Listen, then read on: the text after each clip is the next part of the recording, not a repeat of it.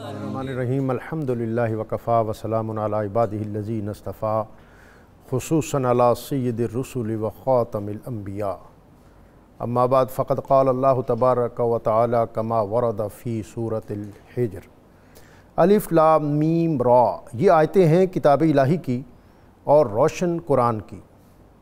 عذاب الہی میں گرفتار ہونے کے بعد بہت آرزو کریں گے کفار کہ اے کاش وہ مسلمان ہوتے، اور دوسرے مقام پر بے شک ہم ہی نے اتارا ہے اس ذکر یعنی قرآن مجید کو، اور یقیناً ہم ہی اس کے محافظ ہیں۔ لفظ لفظ نور اور حرف حرف روشنی سے آراستہ نور قرآن کے ساتھ طاہر بخاری آپ سے مخاطب ہے۔ ناظرین، اللہ رب العزت کا بے پایاں فضل و احسان اور شکر ہے کہ اس نے ماہ سعید کی ان بابرکت ساعتوں میں ہمیں قرآن پاک کے ساتھ تمسک اور اس کے مطالعہ کی سعادت عطا فرمائی ہے۔ اور قرآن پاک کا پڑھنا اور سننا یہ یقیناً اعزاز اور سعادت کا باعث ہے، لیکن جب تک اس کے معنی اور مفاہیم میں نہ اتریں اور کون سی آیت ہمیں کیا سبق دیتی ہے اور کون سی صورت کے اندر ہمارے لیے زندگی کا کیا اسوہ ہے، جب تک ہم یہ چیزیں نہ سمجھیں اس وقت تک اسلام اور قرآن اور دین مبین کے مفاہیم اور مطالب اور زندگی کے جادہ مستقیم پر صحیح انداز میں چلنے کا ولولہ اور جذبہ پیدا ہی نہیں ہو سکتا۔ اقبال نے بھی اسی لیے کہا تھا کہ قرآن کے بغیر ہم مسلمان ہونے کا تصور ہی نہیں کر سکتے۔ اسی تصور اور تخیل کے سبب نور قرآن میں ہم نے روزانہ تقریباً ایک پارے کے اہم مضامین اس کے مطالعے کو اپنے لیے حرز جاں بنایا ہوا ہے، اور آج الحمدللہ ہم 14ویں پارے کے مضامین جس کے اندر سورہ ہجر اور سورۃ النحل اس کے مضامین سے اکتساب فیض کریں گے۔ سورہ ہجر ایک خاص علاقہ ہے جو حجاز اور شام کے درمیان ہے، اور اس سورت کی وجہ تسمیہ اس سورت کی 80 نمبر آیت وَلَقَدْ كَذَّبَ أَصْحَابُ الْحِجْرِ الْمُرْسَلِينَ، بے شک جھٹلایا اہل ہجر نے اللہ کے رسولوں کو۔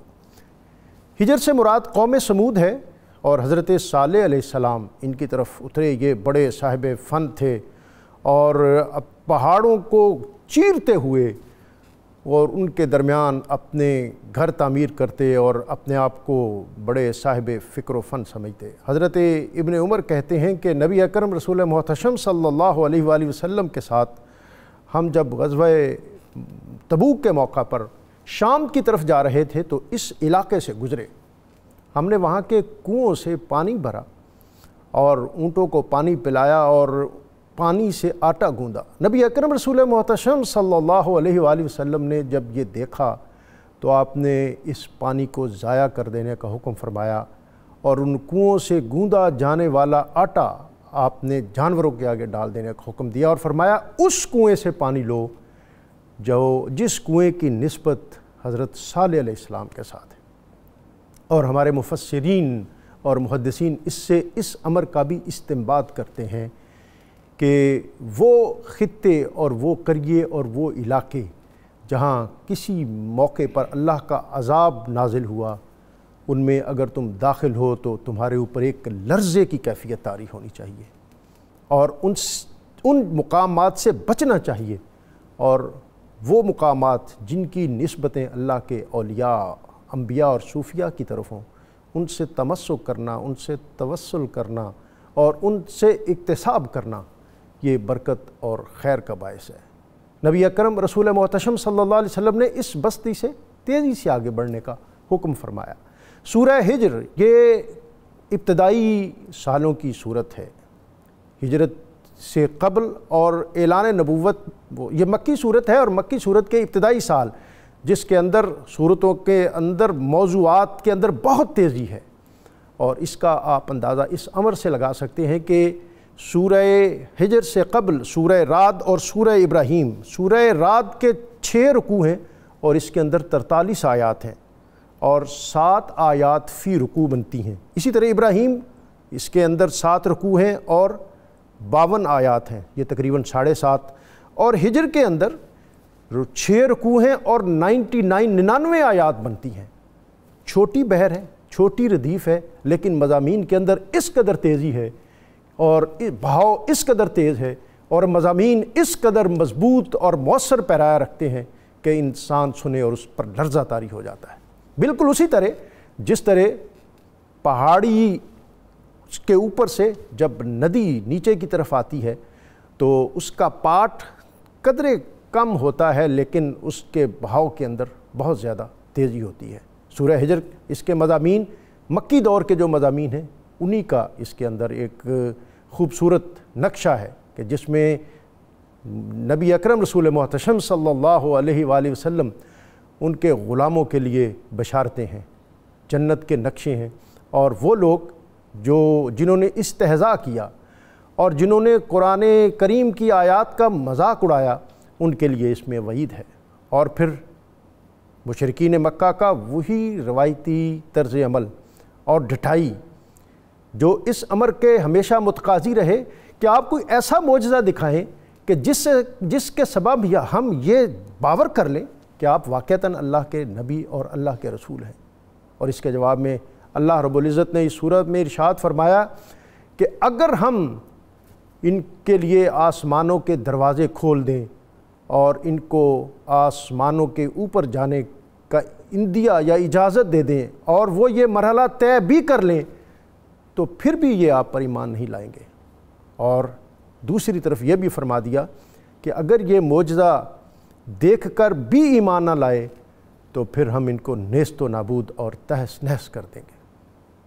ان مختلف آیات اور مضامین اور عنوانات سے آراستہ آج کے ہمارے موضوعات، جس میں سورہ حجر اور سورۃ النحل 14ویں پارے میں ہمارے زیر مطالعہ ہے، اور ہمیشہ کی طرح ان موضوعات پر گفتگو کے لیے ہمارے دو بہت عظیم اسکالر، اور میں اس پر بھی اللہ کا شکر ادا کرتا ہوں کہ اس پروگرام کو جینون علماء وہ دستیاب ہیں جو کہ آج کل اس طرح کے چینلز جو ہیں، مختلف چینلز جو ہیں، ان کو اس طرح وہ دستیاب نہیں ہوتے۔ علامہ مفتی محمد فاروق القادری صاحب، علامہ مفتی محمد اقبال چشتی صاحب، اور اللہ رب العزت کی بارگاہ میں حمد کا نذرانہ پیش کرنے کے لیے آج ہمارے ساتھ موجود ہیں واجد عباس قادری۔ ان کی طرف جانے سے قبل آج کا اسماء الحسنہ میں سے ایک اسم العدل، سب سے بڑھ کر انصاف فرمانے والا، اس اسم مبارک کی برکت یہ ہے کہ جو شخص کثرت کے ساتھ اس اسم گرامی کا ورد کرے اللہ تعالیٰ اس کے دل میں عدل و انصاف کی اہلیت پیدا کر دیتا ہے۔ مفتی صاحب آج 14واں پارہ ہے اور سورۃ الحجر ہے اور اس کی آیت 42، بے شک میرے بندوں پر تیرا کوئی بس نہیں چلتا، ان عبادی لیس لک علیہم سلطان۔ جی جناب علی۔ بسم اللہ الرحمن الرحیم۔ ڈاکٹر صاحب یہ بہت امپورٹنٹ آیت ہے اور اس کے مضمون سے ہمارے بہت سارے مغالطوں کا ازالہ بھی ہوتا ہے اور ہمیں ہماری اپوزیشن کا پتہ چلے گا جو ہمارا بہت بڑا دشمن ہے۔ اللہ تعالیٰ نے فرمایا ان الشیطان للانسان عدو مبین، اور وہ مستقل ہمارے اس طاق میں لگا رہتا ہے۔ جی بالکل، انسان کا کھلم کھلا دشمن وہ شیطان ہے۔ اس نے رب کریم کے حضور کہا کہ قسم ہے مجھے اس کی کہ تو نے مجھے گمراہ کیا، لَأُزَيِّنَنَّ لَهُمْ فِي الْأَرْضِ، میں انسانوں کے لیے تیری نافرمانی اور گناہ کو خوشنما اور مزین بنا کے پیش کروں گا، وَلَأُغْوِيَنَّهُمْ أَجْمَعِينَ، اور میں ان سب کو گمراہ کروں گا، بے راہ کروں گا۔ ایک چیلنج دے دیا، ایک چیلنج دیا۔ پھر اس نے خود ہی کہا إِلَّا عِبَادَكَ مِنْهُمُ الْمُخْلَصِينَ، ہاں تیرے بندوں میں سے جو صاحبان اخلاص ہیں میرا ان پر بس نہیں چل سکے گا، باقیوں کو میں قابو کروں گا، تیرے خاص بندوں کو میں قابو نہیں کر سکوں گا۔ ڈاکٹر صاحب ایک سوال یہ پیدا ہوتا ہے کہ اللہ تعالیٰ نے شیطان کو پیدا ہی کیوں کیا؟ اکثر لوگ نئے ذہن یہ سوال کرتے ہیں کہ جب اس نے ہمیں گمراہ کرنا تھا اور ہمارے لیے آزمائشیں اور طرح طرح کے امتحان کھڑے کرنے تھے تو ہمیں شیطان کو پیدا ہی کیوں کیا گیا؟ سیدھی سادھی زندگی ہوتی ہے، ہم عبادت کرتے ہیں اور پھر روز قیامت اور پھر جنت۔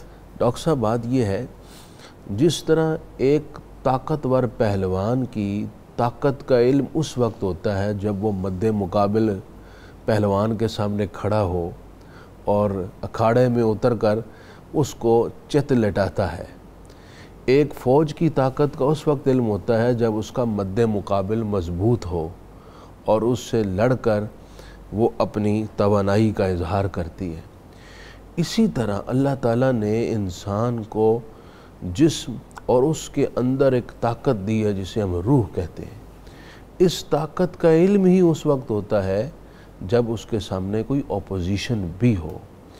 یوں ہی یہ سمجھ لیجئے کہ انسان کے جسم کے اندر جراثیم بھی ہوتے ہیں جو اس کو توانائی دیتے ہیں، جو اس جسم کے لیے ضروری ہوتے ہیں۔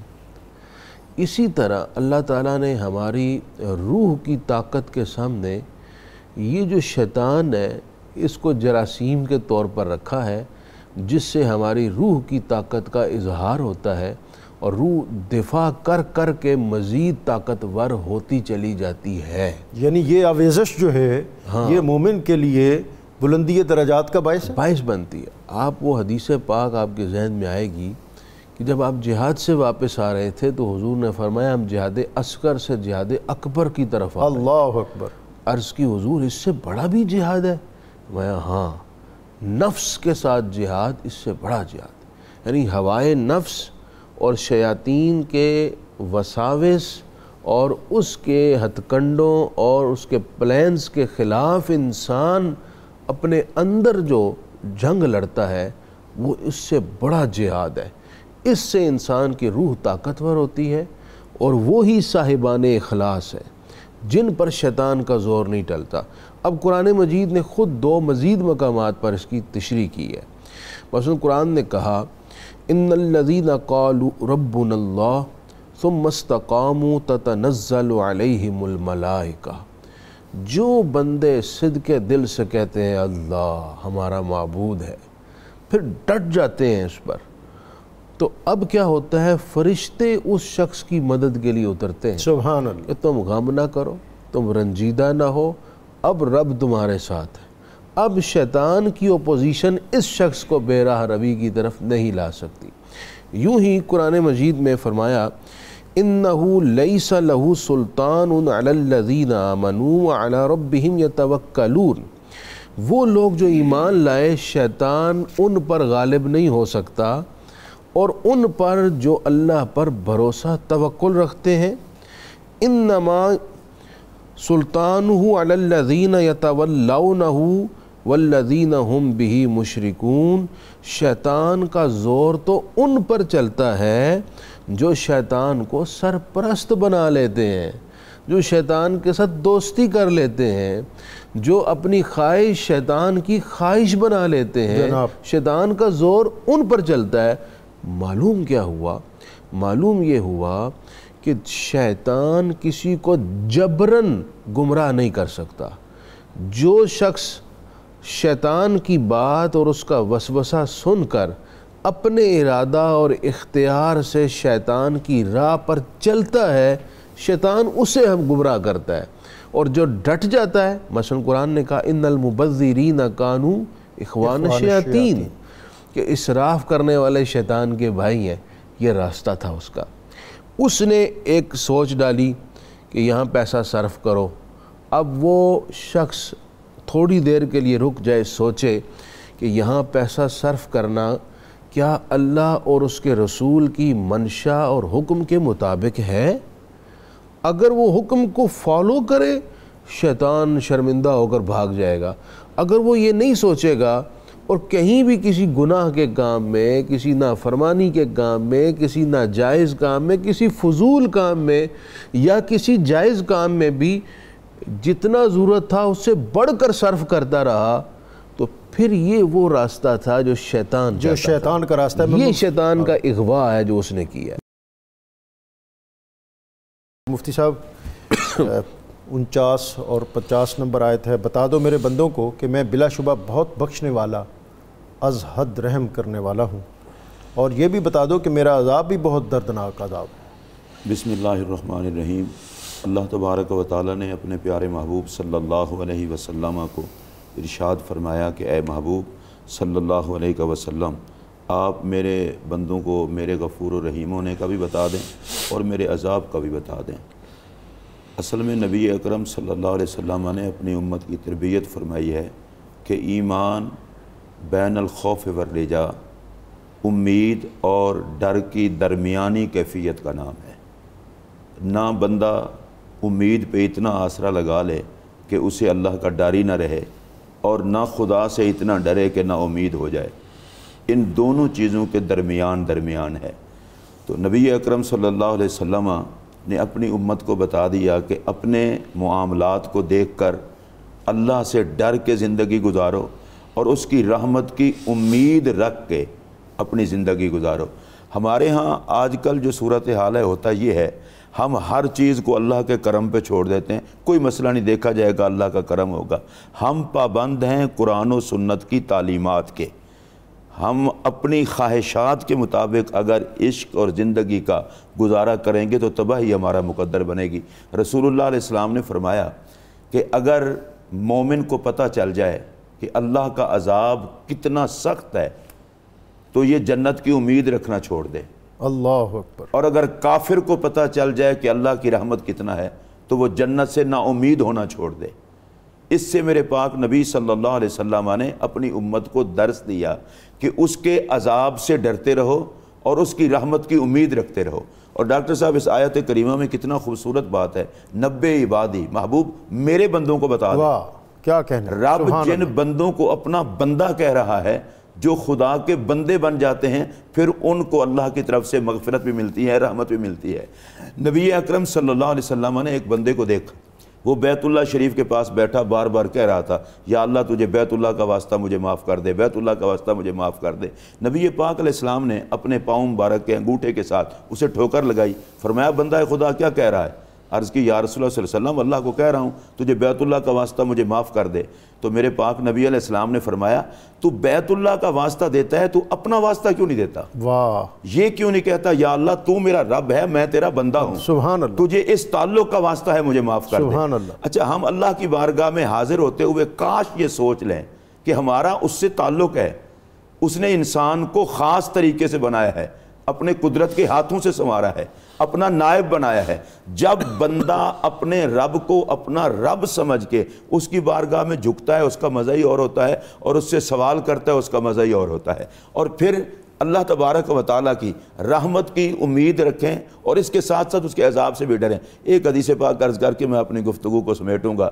نبی پاک علیہ السلام فرماتے ہیں کہ اللہ تعالیٰ نے رحمت کے 100 حصے فرمائے، ایک حصے سے پورا نظام کائنات چل رہا ہے۔ واہ، یہ جو دنیا میں ہے ایک حصے کا اظہار ہے، سبحان اور 99 حصے رحمت اللہ نے آخرت کے لیے رکھی ہوئی ہے، بندوں کے لیے، اور آخرت میں رحمت کا حصہ صرف حضور کے غلاموں کو ملنا ہے، سبحان اللہ، نبی پاک علیہ السلام کے نوکروں کو ملنا ہے۔ تو جس کی رحمت کے ایک حصے کی وجہ سے پوری کائنات کا نظام چل رہا ہے، خدا ہی جانتا ہے ڈاکٹر صاحب جب حشر کے دن غلامان مصطفیٰ کریم علیہ السلام کے لیے رب کی 99 حصے رحمتوں کا اظہار ہوگا تو کتنا کرم ہوگا۔ ہمیں اپنی زندگی کو گزارنے کے لیے اس آیت پر عمل کرتے ہوئے اپنے اعمال کو دیکھ کر ڈرنا چاہیے، اس کے کرم کو دیکھ کر امید بخشش رکھنی چاہیے۔ سبحان اللہ، سبحان اللہ۔ مفتی صاحب، سورہ نحل کا آغاز ہو رہا ہے، وَأَوْحَىٰ رَبُّكَ إِلَى النَّحْلِ۔ سورہ نحل، اس کا تھوڑا سا شان نزول اور تعارف بھی ہو جائے اور پھر آگے اس کے جو مضامین۔ ڈاکٹر صاحب، سورہ نحل مکی صورت ہے، اور جس زمانے میں یہ صورت اتری، مکہ کے لوگوں کے جو مشرکین کی اکثریت تھی، ان کے نظریات کے اعتبار سے ایک تو وہ عبادت کرتے تھے بتوں کی، مورتیوں کی، انہیں خدا مانتے تھے۔ پھر ان کا بنیادی نظریہ یہ تھا کہ مرنے کے بعد ہم فنا ہو جائیں گے اور ہمارا اٹھ کر کسی کے حضور پیش ہونا، ایسا کوئی تصور ان کے ہاں نہیں تھا۔ تو اس صورت نے آ کر ایک تو الہ حقیقی کے وجود پر گراں قدر دلائل دیے، ناقابل جواب دلائل دیے جس کا جواب ہی کوئی نہیں، اور دوسرا جو بعث بعد الموت ہے اس پر دلائل دیے کہ مرنے کے بعد اٹھنا حقیقت ہے۔ اللہ تعالیٰ نے اپنے وجود پر جو دلائل دیے وہ خصوصاً مویشیوں اور شہد کی مکھی کو دلیل بنایا کہ اس پر غور کرو، جو بھینسوں سے دودھ پیدا ہوتا ہے اس پر غور کرو، اللہ نے جو درخت اور پتھر بنائے ہیں، جو تمہارے لیے کائنات میں اپنی نعمتیں سامنے رکھی ہیں، ان پر غور کرو، تو ایک ایک چیز تمہیں بتائے گی کہ اللہ رب العزت ہے، اور اس کی بہترین تدبیر اور زبردست قدرت کی بدولت یہ سارا نظام کائنات بڑی ترتیب کے ساتھ رواں دواں ہے۔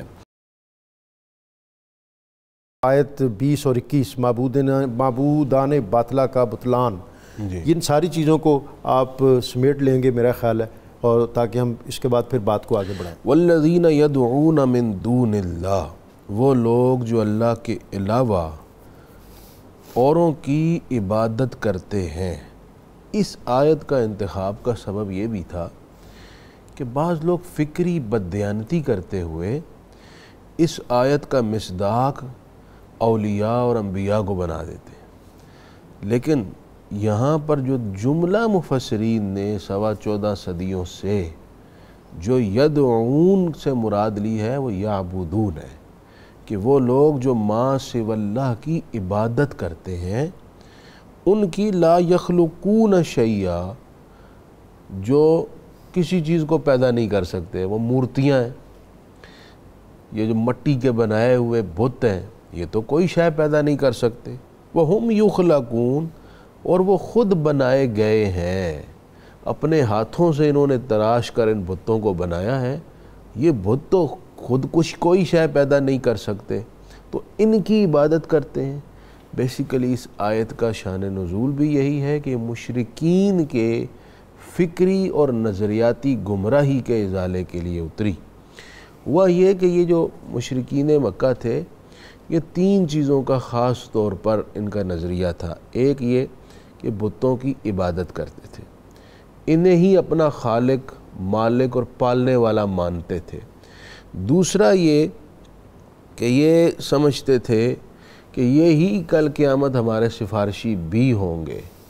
تو اللہ رب العزت نے ان فکری مغالطوں کا اور ان نظریاتی گمراہیوں کا ازالہ کرنے کے لیے آیات اتاری۔ تم غور نہیں کرتے، اللہ کے سوا تم جن کی عبادت کرتے وہ تو کسی شے کو پیدا نہیں کر سکتے، ان کو تو خود پیدا کیا گیا ہے۔ اموات غیر احیاء، یہ تو مردے ہیں، ان کے اندر کوئی روحیں نہیں ہیں۔ وما یشعرون ایان یبعثون، اور انہیں یہ خبر بھی نہیں ہے کہ لوگ کب اٹھائے جائیں گے قیامت کے لیے، تو تم انہیں خدا بنائے بیٹھے ہو۔ اب ان آیات کو پڑھ کر لوگ اولیاء پر لگا دیتے کہ جو اولیاء کرام ہیں وہ ان کی تو کوئی عبادت نہیں کرتا، ان کو تو سب اللہ کا نیک مقرب بندہ مان کر ان کا احترام کرتے ہیں، یقیناً، اور ان کے پاکیزہ راستے پر چلتے ہیں، اور جس ان کا کے حکم سبب ہے، تو دنیا کے خطوں میں اسلام پہنچا، اور ان کی پیروی کرنا، ان کے راستے پر چلنے کا تو حکم ہے، صراط الذین انعمت علیہم، کہ انعام یافتہ لوگوں کے راستے پر چلو، تو ان کی تو اقتداء کرنا یہ حکم قرآن ہے۔ اور پھر ان پاکیزہ ہستیوں کو اللہ کے حضور وسیلہ خود اللہ نے بنایا ہے۔ سبحان اللہ۔ حضور علیہ السلام نے فرمایا شفاعتی لأہل الکبائر من امتی، قیامت کے دن اللہ کے حضور میں تمام اہل کبائر کے لیے سفارش اور شفاعت کروں گا۔ سبحان اللہ۔ اللہ نے ان کو اذن دیا، من ذا الذی یشفع عنده الا بإذنہ، اللہ نے خود اذن شفاعت عطا فرمایا۔ یوں ہی ان ہستیوں کو وسیلہ بنانا اللہ تعالیٰ کے حضور، اس کا بھی خود اللہ نے راہ دکھایا۔ وَلَوْ أَنَّهُمْ إِذْ ظَلَمُوا أَنفُسَهُمْ جَاءُوكَ فَاسْتَغْفَرُوا اللَّهَ سبحان اللہ۔ وَاسْتَغْفَرَ لَهُمُ الرَّسُولُ، کہ اے لوگو اگر تم اپنی جانوں پر ظلم و ستم کر بیٹھو تو اپنے گناہوں کی بخشش کے لیے تم دربار رسالت میں حاضر ہو، اور جناب رسول اللہ صلی اللہ علیہ وسلم تمہارے لیے اللہ کے حضور درخواست کریں تو تمہاری بخشش ہوگی۔ تو اللہ رب العزت تو خود راستہ دکھا رہا ہے ان کا توسل اختیار کرنے کا، اور ان کے ذریعے سے اللہ کے حضور درخواست پیش کرنے کا، لہٰذا آیت کا غلط مطلب پیش کرنا یہ تحریف ہے، اور تحریف بہت بڑا گناہ ہے۔ کہ جو اللہ تعالیٰ کا مضمون ہے، اللہ تعالیٰ نے بندوں کی طرف پیغام دیا ہے، تعریف کا مطلب ہے اس کو بدل کر بندہ اپنے الفاظ قرآن کے منہ میں ڈالنے کی کوشش کرے۔ تو آیت کا اصل مطلب یہ ہے کہ یہ بت اور مورتیاں جن کی ہندو اور اس طرح کے مشرک عبادت کرتے ہیں، ان کے اس فعل کی مذمت ہو رہی ہے، ان کے گمراہ کن نظریات کی مذمت ہو رہی ہے، اور اس کے ضمن میں جو خالص اعتقاد مسلمانوں کے ہیں ان کو بیان کیا جائے۔ مفتی صاحب آپ اگر اس پہ کچھ کمنٹ کرنا چاہیں، اور اس کے بعد جو ہے دوسرا ہمارا آج کا موضوع لبناً خالصاً سائغاً للشاربین، خالص دودھ جو بہت خوش ذائقہ ہے پینے والوں کے لیے۔ بسم اللہ الرحمن الرحیم۔ میں ڈاکٹر صاحب اپنے سامعین کو اور ناظرین کو یہ کہنا چاہوں گا، قرآن مجید میں مختلف اصطلاحیں ہیں، من دون اللہ، اولیاء اللہ، حزب اللہ، رسول اللہ، نبی اللہ۔ کم از کم بندے میں اتنا تو عقل ہونی چاہیے، اگر نبی اللہ، حزب اللہ اور ولی اللہ یہ بھی غیر اللہ ہیں تو پھر خدا کے اپنے کون ہیں؟ واہ! تو یہ بڑی عجیب بات ہے کہ خدا والوں کو غیر بنا دینا۔ اور دوسری بات یہ ہے کہ قرآن مجید نے یہاں بتوں کی مذمت کی ہے۔ اللہ قرآن میں فرماتا ہے انکم وما تعبدون من دون اللہ حسب جہنم، کہ مشرکو تم بھی اور جن کی پوجا کرتے ہو اللہ کے علاوہ بتوں کی، وہ سارے جہنم کا ایندھن ہے۔ تو مسلمانوں کو شرم آنی چاہیے کہ یہ آیتیں تم انبیاء اور اولیاء پر فٹ کر کے خدا کے عذاب کو دعوت دیتے ہو۔ اور حضرت عبداللہ ابن عمر رضی اللہ تعالیٰ عنہ ان لوگوں کو جو بتوں والی آیتیں اہل اللہ پر چشمہ کرتے ہیں، فرماتے تھے شر الخلق والخلیقہ، خدا کی ساری مخلوق میں بدترین لوگ ہیں وہ۔ یہ نہیں دیکھا جائے گا علم کا دعویٰ ہے، یہ نہیں دیکھا جائے گا ان کے سروں پر دستار ہے یا چہروں پر داڑھی ہے، جو بتوں والی آیات پڑھ کر کے انبیاء اور اولیاء پر فٹ کرتے ہیں۔ حضرت عبداللہ ابن عمر صحابی رسول کا فتویٰ یہ ہے خدا کی مخلوق میں سے وہ بدترین لوگ ہیں جن کو اتنا ہی پتہ نہیں ہے کہ بتوں میں اور نبیوں اور ولیوں میں فرق کیا ہے۔ بتوں سے نفرت ضروری ہے، انبیاء اور اولیاء سے محبت ضروری ہے۔ میرا خیال ہے ان کو پتہ تو ہوتا ہے لیکن ان کے ذاتی تعصبات شاید اس طرح ذاتی تعصبات ڈاکٹر صاحب حد ہے، بندہ کلمہ پڑھے اور کلمہ پڑھ کے بتوں اور نبیوں کو ایک جیسا سمجھے تو یہ صرف دوسروں کو تباہ نہیں کر رہے، خود جہنمی ہو رہے۔ تو میں دوسری گزارش یہ ہے ڈاکٹر صاحب، اللہ کا فضل ہے، اسی آیت میں بتایا گیا اموات غیر احیاء، وہ تو بے جان روح ہیں، اور ہمارے آقا صلی اللہ علیہ وسلم تو گنبد خضرا میں بھی حیات حقیقی کے ساتھ زندہ ہے۔ بندے کو کچھ عقل کرنی چاہیے، کلمہ جو پڑھ لیے یا بندہ سیدھا مسلمانوں سے باہر ہو جائے، یا پھر مسلمانی کے لباس میں کفر والے نظریات نہ پھیلائے، تحریف قرآن کر کے لوگوں کو گمراہ نہ کرے۔ آپ نے دوسری بات کی ہے دودھ سے اور مکھی کے شہد سے، اللہ تبارک و تعالیٰ نے لوگوں کو یہ بتایا کہ تمہارا کافر یہ کہتے تھے ایک دفعہ بندہ مر گیا، مٹی میں مل گیا، اب کیسے مٹی میں ملے ہوئے انسان کے اجزاء کو اللہ کی ذات اکٹھا کر کے پھر زندہ کرے گی؟ اللہ نے فرمایا روز مرہ کا یہ کام ہے، عقل کرو دیکھو، جانوروں سے ہم تمہیں دودھ دیتے ہیں، وہ چارہ کھاتے ہیں، اور چارہ کھانے کے بعد اسی چارے سے خون بنتا ہے، اسی سے گوبر، اور ہم تمہیں دودھ صاف اور ستھرا دیتے ہیں، نہ اس میں گوبر کی بو ہوتی ہے اور نہ اس میں خون کا رنگ ہوتا ہے۔ جو رب روزانہ تمہیں اپنی قدرت سے یہ کھلا پلا رہا ہے، اس کے لیے مردوں کو زندہ کرنا کون سا مسئلہ ہے؟ اور جس طرح شہد مختلف چیزوں کا رس وغیرہ چوستی ہے اور اس میں سے تمہیں شہد عطا کر لیا جائے مکھی سے، تو جو رب یہ کر سکتا ہے روزمرہ کی باتیں، اس کے لیے مردوں کو زندہ کرنا مسئلہ ہی کوئی نہیں ہے۔ تو یہ اس حوالے سے قبر سے اٹھنے کے بعد، مرنے کے بعد اٹھنے پر دلیلیں دی جا رہی ہیں کہ یہ تو روز مرہ کے کام ہیں، رب کے لیے کوئی چیز محال نہیں ہے۔ مفتی صاحب اسی کو اگر آپ آگے بڑھاتے ہوئے، یہ شہد کی مکھی اور اس کا جو چھتا، اور پھر اس سے جو ایسی ایک نادر چیز ہے کہ اگر آپ اس کا تخیل اور تصور اور پھر اس کو کوئی میکینیکل انداز میں بنانا چاہیں تو شاید اس مشینی دور میں اور سائنسی دور میں بھی ممکن نہ ہو۔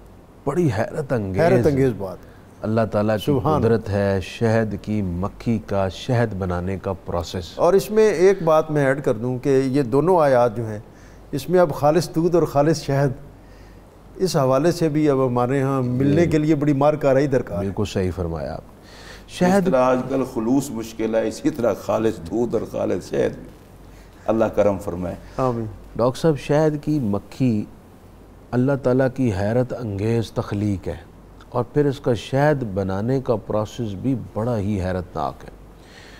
شہد کی مکھی پہاڑوں اور درختوں پر اپنا چھتا بناتی ہے، ایسا چھتا جو مسدس خانوں پر مشتمل ہوتا ہے، جس کے تمام اضلاع اور زاویے مساوی ہوتے ہیں، واہ واہ واہ، جس کو ایک ماہر قسم کا انجینئر پرکار کے بغیر بڑی کوشش کے باوجود جا کر اس طریقے سے نہیں بنا پاتا، اس فطری انداز میں تخلیق نہ کر سکے، پھر اس کا سارا گھر اتنے خوبصورت حصوں میں ڈیوائیڈ ہوتا ہے. کہیں اس نے بچوں کے لیے بچوں کو سٹور کیا ہوا ہے، کہیں شہد کو سٹور کرتے ہیں، کہیں خوراک کا گودام بنایا ہوا ہے، اور اتنا بہترین اور محفوظ قسم کا وہ اپنا چھتا بناتے ہیں. پھر وہ ان ساری مکھیوں کی ایک سردار مکھی ہوتی ہے جس کی ساری مکھیاں پیروی کرتی ہیں، مختلف پھولوں سے، پتوں سے، مختلف جگہوں سے وہ رس چوستی ہیں. پھر ان کے اندر ایک ایسی مشینری اللہ تعالیٰ نے بنائی ہے، کیا جب وہ رس ہے کہیں سے کڑوا ہے، کہیں سے میٹھا ہے، مختلف طرح کے رس چوستی ہے، لیکن اللہ تعالیٰ اس مشینری پروسیس سے گزار کر اسے خالص اور میٹھا شہد کی صورت میں نکالتا ہے، جس میں شفا ہے، شفا، اس میں لوگوں کے لیے شفا اللہ تعالیٰ نے رکھ دی ہے. اتنے فوائد شاید شہد کے ہیں کہ صرف مسلمان ہی نہیں، غیر مسلم بھی، دنیا کے ہر مذہب کے لوگ شہد کی شفا کے، شہد کے فوائد کے قائل ہیں اور اس کو یوز کرتے ہیں. تو یہ سارا پروسیس یہ بتا رہا ہے، بندے کو سوچنے پر مجبور کر رہا ہے، اسے دعوت فکر دے رہا ہے. غور کرو، ایک چھوٹی سی مکھی ہے، اس کے اندر اس قدر کاریگری کس نے پیدا کی ہے؟ کیا وہ خود کر رہی ہے؟ ایسا تو نہیں ہو سکتا. ضرور کسی نے اس کو سکھایا ہے. جس نے اسے سکھایا ہے، جس نے اس کو ایسا بنایا ہے، اسی کو رب حقیقی، الہ حقیقی کہتے ہیں. اور اب چونکہ وقت بالکل آخر میں ہے تو اگر آپ کی اجازت ہو تو میں وہ آیت بھی پیش کر دوں، 97 نمبر جو ہمارے آج کے ٹاپک کی آخری آیت ہے. من عمل صالحا من ذکر و انثی وهو مؤمن فلنحیینہ حیاتا طیبہ. اللہ تعالیٰ نے ارشاد فرمایا کہ جس شخص نے، چاہے وہ مرد ہو یا عورت، اچھے عمل کیے ایمان کی حالت میں، ہم اسے پاکیزہ زندگی عطا کر دیں گے. سبحان اللہ. اب یہ پاکیزہ زندگی کیا ہے؟ پاکیزہ زندگی سے مراد یہ ہے، اس کی کئی تعبیرات مفسرین نے پیش کی ہیں. اس سے ایک مراد یہ ہے دل کا چین اور اطمینان. سبحان اللہ. ڈاکٹر صاحب ارب ہا روپیہ بھی ہو، سکون نہ ہو تو کسی کام کا نہیں. کسی کام کا. بندہ سکون کے لیے کیا کیا چیزیں کہاں سر پٹکتا ہے اور تلاش کرتا ہے، لیکن سکون اللہ نے دل میں رکھا ہوا ہے. تو جس نے اعمال صالحہ کیے اور وہ دنیا کے کسی خطے کا مسلمان ہو، اللہ اسے پاکیزہ زندگی یعنی سکون دیتا ہے. سبحان اللہ. دوسری اس کی تعبیر یہ کی گئی ہے، اسے رضا بالقضاء دے دیتا ہے. وہ اللہ کے حکم پر راضی، اللہ کے فیصلوں پر راضی، تقدیر کے ذریعے واقع ہونے والے تمام امور پر راضی ہو جاتا ہے، جس سے اس کو سکون فیل ہوتا ہے. تیسرا یہ کہا گیا ہے کہ اسے قناعت اور توکل کی دولت حاصل ہو جاتی ہے. جبکہ میرا اپنا گمان اور اوپینین یہ ہے کہ پاکیزہ زندگی میں ساری چیزیں آ جاتی ہیں. یہ پورا پیکیج ہے. پورا پیکیج ہے. وہ اطمینان بھی ہے، وہ قناعت بھی ہے، وہ توکل بھی ہے، وہ اللہ کی قضا رضا پر راضی رہنا بھی ہے، اور وہ اعمال صالحہ کی لذت پانا بھی ہے. وہ سجدوں کا شوق اور سجدوں کا ذوق اور حظ نصیب ہونا بھی ہے. جس کو یہ چسکا لگ جائے نا، یہ لذت نصیب ہو جائے، اسے سمجھیے اللہ نے حیات طیبہ عطا فرما دی. تو پھر انسان کے اندر جب عبودیت کے یہ جذبے جو ہیں یہ فراواں ہو جائیں تو پھر اس کو سکون ہی اس وقت تک نہیں آتا جب تک وہ اپنی جبین نیاز اس کی بارگاہ میں جھکا نہ دے. مفتی صاحب آپ اسی آیت پر فَلَنُحْيِيَنَّهُ حَيَاتًا طَيِّبَةً، فَلَنُحْيِيَنَّهُ حَيَاتًا طَيِّبَةً پر مفتی صاحب نے بہت خوبصورت بات کی ہے. میں اس آیت سے یہ سمجھتا ہوں کہ رسول اللہ پر ایمان لانے کے بعد جو اعمال صالح اختیار کرتے ہیں، اس کے بعد پھر ان کی کوئی زندگی ایسی نہیں ہوتی کہ زندگی ہو اور اچھی نہ ہو. واہ. دنیا کی زندگی تو صاف ظاہر ہے، رسول اللہ کی تعلیمات کا صدقہ ڈاکٹر صاحب اور کوئی چیز بھی نہ ہو، حرام سے بچے رہنا اور حلال میں زندگی کا گزرنا، یہ کتنا بڑی نعمت ہے، بہت بڑی نعمت. اور اس کے بعد جب وہ بندہ فوت ہوتا ہے، ایمان ہے اور عمل صالح ہے، تو قبر کی زندگی اتنا مزدار ہے کہ قبر کو جنت کا باغ بنا دیا جاتا ہے. سبحان اللہ. اور اس کی قبر میں اللہ تبارک و تعالیٰ فضل و کرم فرمائے تو نبی پاک علیہ السلام کا دیدار اسے ہوتا ہے، اور قبر کے اندر اس کو جو عزت اور اکرام دیا جاتا ہے، یہ بھی ایک بہترین زندگی کی ایک علامت ہے۔ پھر یہ جب قیامت کے دن اٹھے گا تو اس وقت فرشتے اس کا استقبال کریں گے، اللہ تبارک و تعالیٰ اس کی مغفرت فرمائے گا، تو یہ ساری حیات طیبہ میں آ جاتا ہے۔ فَلَنُحْيِيَنَّهُ حَيَاتًا طَيِّبَةً، یہ جملہ رسول اللہ علیہ السلام کے غلاموں کو خوشخبری دے رہا ہے کہ تمہارا کام ہے محمد عربی کے مکمل تابعدار ہو کے وفادار بننا، تمہاری ہر طرح کی زندگی میں طہارت لنگر محمد عربی سے نصیب ہو جائے گی۔ اور اس کے لیے اگر میں بالکل سادہ سی بات شاعر مشرق علامہ محمد اقبال رحمۃ اللہ علیہ کے اس شعر پہ کر دوں تو کافی ہے کہ محمد سے وفا تو نے تو ہم تیرے ہیں، یہ جہاں چیز ہے کیا لوح و قلم تیرے ہیں، جو بندہ دنیا قبر حشر اچھی چاہتا ہے اسے چاہیے کہ پاک نبی سے محبت کے ساتھ وفا کرے، مدینے کے تاجدار کی نسبت اسے ہر مقام پر عزت دلائے۔ مہمانوں کا شکریہ اور فتح و کامیابی کا وظیفہ۔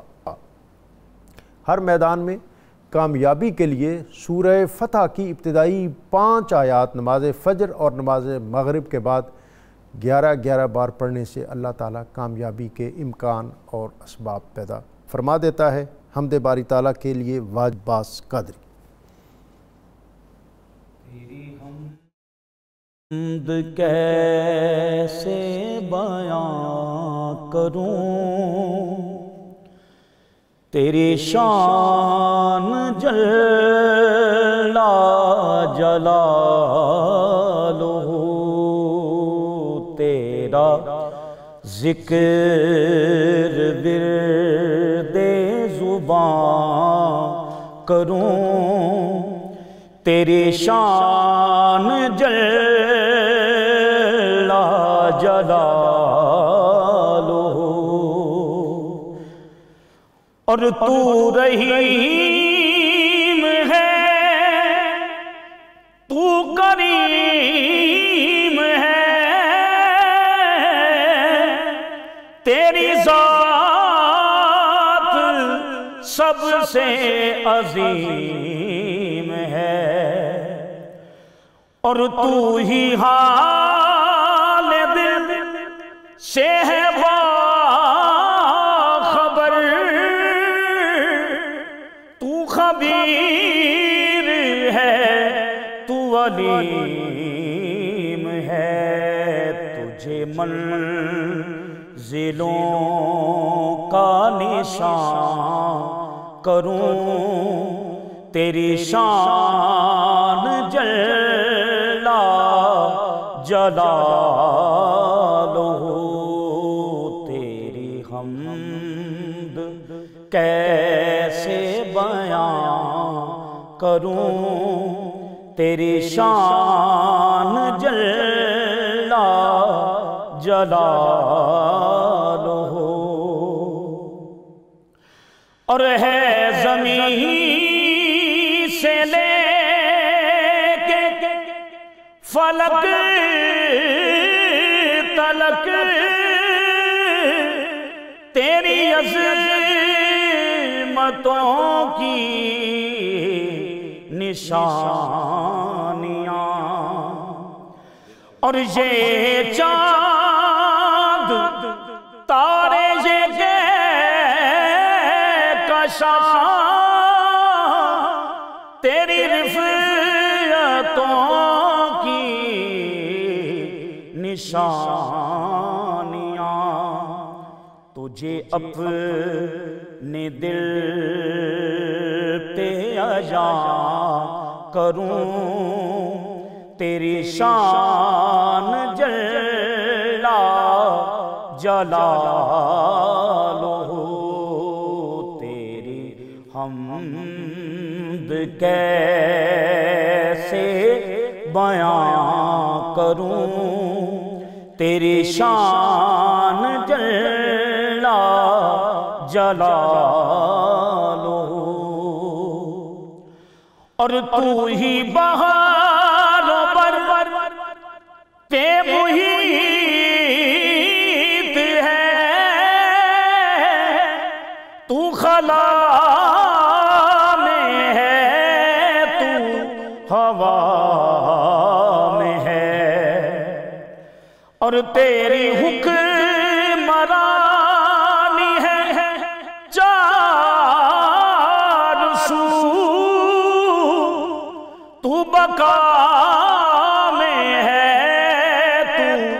فنا